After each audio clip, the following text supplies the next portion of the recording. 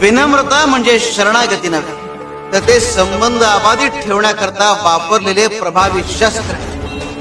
गुरु चरित्रातील कथाबोध तुमच्यातील विनम्रता अबाधित ठेवण्याचे काम करते. बाळा, परिस्थिती काही असो, तू हार मानू नकोस, खचून जाऊ नकोस. अरे आम्ही आहोत तुझ्या पाठीशी. तू स्थिर राहा, अडून राहा तुझ्या खरेपणाशी, तुझ्या भक्तीशी. वेळ बदले तसं आंबट कैरीचं रूपांतरण गोड आंब्यात होतं, अगदी तसंच